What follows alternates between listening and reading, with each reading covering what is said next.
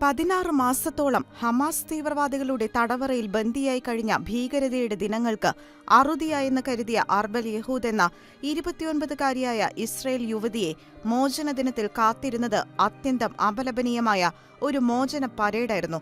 ഗാസയിൽ നിന്ന് മോചിപ്പിക്കുന്നതിന് മുൻപ് നിന്ദ്യവും ഭയാനകവുമായ ഒരു പരീക്ഷണത്തിലൂടെയാണ് അർബൽ യഹൂദ് കടന്നുപോയത്.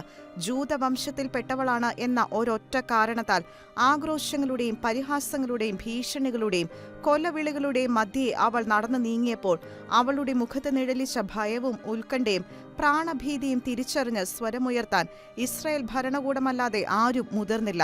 സ്ത്രീ സ്വാതന്ത്ര്യ സംഘടനകളും സ്ത്രീ സുരക്ഷാവാദികളും ഫെമിനിസ്റ്റുകളും ആ പാവം യുവതിക്ക് ഐക്യദാർഢ്യം അറിയിക്കുകയോ പ്രതിഷേധ പ്രകടനങ്ങൾ നടത്തുകയോ ചെയ്തില്ല. മനുഷ്യാവകാശ സംഘടനകളും നിശബ്ദതയുടെ ഭാഷ വെടിയാൻ തയ്യാറായില്ല.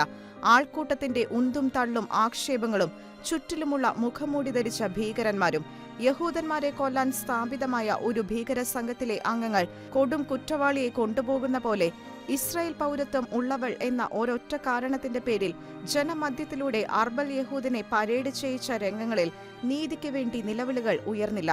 മോചനത്തിന്റെ സന്തോഷത്തെ ആശങ്കയുടെ മുൾമുനയിലാക്കിയ പ്രസ്തുത ദുരനുഭവം ഇനി ആവർത്തിച്ചാൽ അതിന്റെ പാർശ്വഫലങ്ങൾ നേരിടേണ്ടി വരുമെന്ന് ഇസ്രായേൽ പ്രധാനമന്ത്രി ബെഞ്ചമിൻ നെതന്യാഹു ഉറച്ച് പ്രസ്താവിച്ചിരിക്കുകയാണ്. ഭൂഗർഭ അറകളിലെ ഇരുട്ടും വിശപ്പും ദാഹവും ഭീതിയും ഏകാന്തതയും ലൈംഗിക ചൂഷണങ്ങളും പ്രാണഭീഷണിയും പ്രിയപ്പെട്ടവരുടെ വേർപാടുമൊക്കെയായി 16 മാസങ്ങളോളമായി സഹിക്കാവുന്നതിലപ്പുറം സഹിച്ച ഇസ്രായേൽ ബന്ധുക്കൾക്കാർക്കും ഈ ഗതി ഇനി ഉണ്ടാകാതിരിക്കട്ടെ. അതിനായി അന്താരാഷ്ട്ര സമൂഹം മൗനം വെടിഞ്ഞ് മുന്നിട്ടിറങ്ങട്ടെ.